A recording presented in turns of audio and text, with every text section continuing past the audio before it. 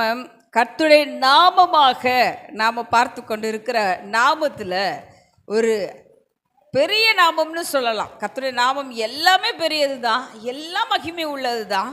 ஆனால் இந்த நாமத்தை வாசிக்கிறப்ப எனக்கு ரொம்பவே சந்தோஷம் ஏற்பட்டுச்சுன்னு சொல்லலாம். அந்த நாமம் எல் எலியோன்.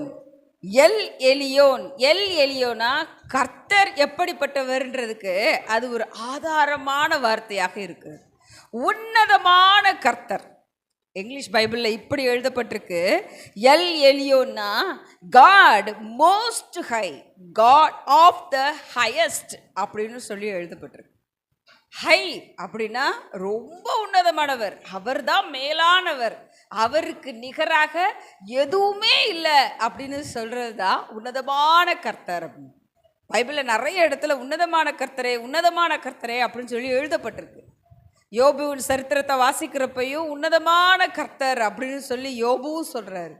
ஆபிரகாமின் சரித்திரத்தை வாசிக்கிறப்பையும் ஆபிரகாமும் சொல்கிறாரு.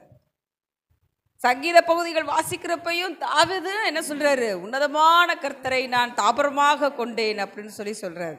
இந்த உன்னதமான கர்த்தர் அப்படின்னு கர்த்தருடைய நாமத்தை குறித்து ஆபிரகாமின் தேவனுக்கு எப்படியாக ஆண்டவர் உன்னதமான கர்த்தராக இருந்தார் அப்படின்னு தியானிக்கலான்னா, அதற்கு ஆதாரமாக ஆதியாகமம் 14ஆம் அதிகாரம், அந்த அதிகாரம் முழுவதுமே அதை பற்றின விஷயங்கள் தான் இருக்குது. 18ஆம் வசனத்தில் இருந்து 20ஆவது வசனம் வரைக்கும் ஆதியாகமம் 14ஆம் அதிகாரம் 18 முதல் 20 வரை இருக்கிற வசனங்களை வாசிக்கிறப்ப உன்னதமான கர்த்தர் அப்படின்றதுக்கு ஆண்டவரை எப்படி சொன்னாங்க அப்படின்றதுக்கு ஒரு சாட்சி ஆதாரம் அங்கே இருக்குது.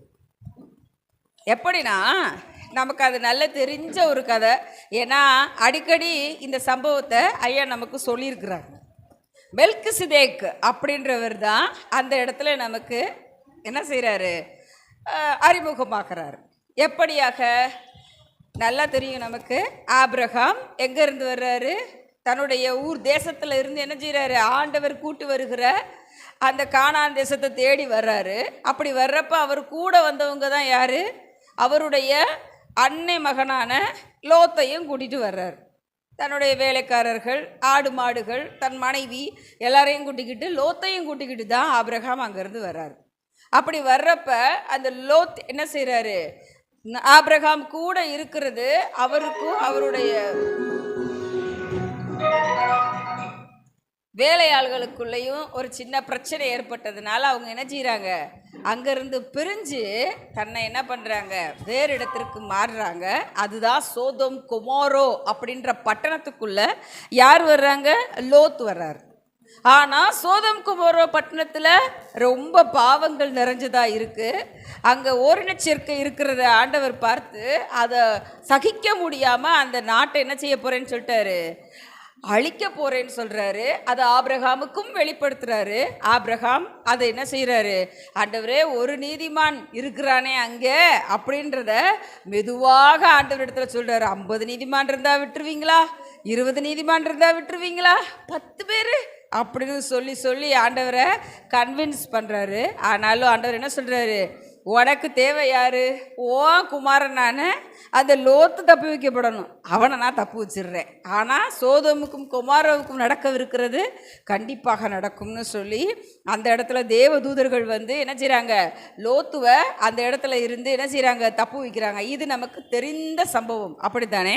அந்த லோத்து அந்த சோதம் குமார பட்டணத்தில் இருக்கிறப்ப அங்கே தான் என்ன நடக்குது, ஒரு சண்டை நடக்குதுன்னு சொல்லலாம், ஒரு யுத்தம் நடக்குதுன்னு சொல்லலாம். எப்படின்னா, ஒரு 5 அரசர்கள் ஒன்று சேர்ந்து என்ன செய்கிறாங்க, லோத்து இருக்கிற அந்த பட்டணத்தை தேடி என்ன செய்கிறாங்கன்னா சண்டைக்கு வர்றாங்க. அப்படி வர்றப்ப 5 அரசர்கள் வர்றதுனால இங்கே சோதோமின் ராஜாவுக்கு அவங்கள எதிர்க்க முடியாமல் இருக்கிற சூழ்நிலை ஏற்படுது. இவங்க என்ன செய்கிறாங்க, அந்த அத்தனை பேரையும் தன்னகத்தில் பிடித்து கொண்டு போயிடுறாங்க. அப்போ லோத்தையும் பிடிச்சிட்டு போயிடுறாங்க. லோத்துடைய பிள்ளைங்களையும் சரி அவருடைய எல்லா பொருட்களையும் சரி எடுத்துக்கொண்டு போயிடுறாங்க. இது ஆபிரகாமுக்கு தெரிவிக்கப்படுது. ஆபிரகாம் என்ன செய்கிறாரு, தன்னுடைய வேலைக்காரர்களை, அதாவது யுத்த வீரர்கள் தன்னிடத்தில் இருக்கிறவங்கள, பழக்கு வச்சிருக்கிறவங்கள கூட்டிக்கிட்டு என்ன செய்கிறாரு, அங்கே போய் சண்டை போட்டு எப்படியாவது லோத்தை கூட்டிகிட்டு வந்துடுவோன்னு போகிறார். அப்படி அவர் கிளம்புறப்ப நடக்கிற சம்பவம் தான். அவர் எத்தனை பேரை கூட்டிகிட்டு போகிறாருன்னு பார்க்குறப்ப எனக்கு ஆச்சரியமாக இருந்துச்சு. ஏற்கனவே அங்கே ஒரு 5 ராஜாக்கள் இருக்கிறாங்களாம். 5 ராஜாக்களுக்கு எதிராக ஆபிரகாம் கூட்டிகிட்டு போனது வெறும் 318 பேர். வெறும் 318 பேரை கூட்டிக்கிட்டு என்ன செய்கிறாரு, அங்கே போய் சண்டை போட போகிறாரு. யுத்தம் நடக்குது. அந்த சண்டையில் என்ன செஞ்சிடறாரு, ஆபிரகாம் ஜெயிச்சிடுறாரு. என்ன செய்கிறாரு, தன்னுடைய மகனை கூட்டிக்கிட்டு எல்லா பொருட்களையும் அள்ளிக்கிட்டு என்ன செய்கிறாரு, திரும்ப வந்துடுறாரு. அப்படி வர்ற வழியில தான் யாரை சந்திக்கிறாரு, மெல்கிசேதேக்கை சந்திக்கிறார். மெல்கிசேதேக் அப்படின்றவரையுமே அந்த இடத்துல எப்படியாக அவங்க இன்ட்ரடியூஸ் பண்ணுறாங்க அப்படின்னா, ஒரு வசனத்தின் மூலமாக உன்னதமான தேவனுடைய ஆசாரியனாக இருந்த சாலேமின் ராஜாவாகிய மெல்கிசேதேக்கு அப்பமும் திராட்சரசமும் கொண்டு வந்து அப்படின்னு சொல்லி ஆதியாகமம் 14ஆம் அதிகாரம் 18ஆம் வசனத்தில் எழுதப்பட்டிருக்கு. இப்படி தான் அவரை இன்ட்ரடியூஸே பண்ணுறாங்க. மெல்கிசேதேக்கு யாரா, உன்னதமான தேவனுடைய ஆசாரியன் அப்படின்னு சொல்லி. அப்போ அவரை யார் சந்திக்கிறா, இப்போ ஆபிரகாம் சந்திக்கிறார். ஆபிரகாம் சந்தித்து அவருக்கு என்ன செய்கிறாரு, தான் பிடித்து கொண்டு வந்த அந்த ஆசீர்வாதத்தில் மாத்திரமல்ல, தன்னிடத்தில் இருந்த எல்லா ஆசீர்வாதத்திலையும் தஸ்மபாகம் கொடுக்கிறதாக அந்த இடத்துல எழுதப்பட்டிருக்கு. அப்படி தசமபாகம் கொடுத்த பிறகு ஆபிரகாம் அந்த இடத்துல இருந்து என்ன செய்கிறாரு, கடந்து வர்றாரு. அப்படித்தானே, அங்கே தான் ஆபிரகாம் ஆண்டவரை புகழ்றாரு. மெல்கிசேதேக்குக்கு இந்த தசமபாகம் கொடுத்த பிறகு ஆண்டவரை புகழ்றாரு. எந்த வசனத்தின் மூலமானா, அதே 14ஆம் அதிகாரம் 23ஆம் வசனத்தில் இப்படியாக சொல்றாரு, வானத்தையும் பூமியும் உடையவராகிய உன்னதமான தேவனாகிய கர்த்தருக்கு நேராக என் கையை உயர்த்துவேன் அப்படின்னு சொல்லி யார் சொல்றா, ஆபிரகாம் சொல்றார். அந்த உன்னதமான கர்த்தர் அப்படின்றத அங்க ஆபிரகாம் சொல்றத நம்ம பார்க்குறப்ப எந்த இடத்துல வச்சு சொல்றாருன்னு கொஞ்சம் நம்ம யோசித்து பார்க்குறப்ப, தன்னிடத்துல இருந்தது எல்லாத்தையும் இழந்த பிறகு, லோத்துவை தேடி போய் அவனை பிடித்து கூட்டிட்டு வந்த பிறகு, தன்னிடத்துல பெற்றுக்கொண்ட விஷயத்துல இருந்து தசமபாகமும் கொடுத்த பிறகு ஆபிரகாம் உன்னதமான கர்த்தர் அப்படின்னு சொல்லி புகழ்ற அந்த சம்பவத்தை நம்ம பார்க்க முடியும். உண்மையிலே இந்த சம்பவங்கள் நமக்கு எதை கற்றுக் கொடுக்குதுன்னு நான் நினைக்கிறேன் அப்படின்னா, நிச்சயமாக நமக்கு ஆண்டவர் நிறைய சோதனைகளை அனுமதிக்கிறார்.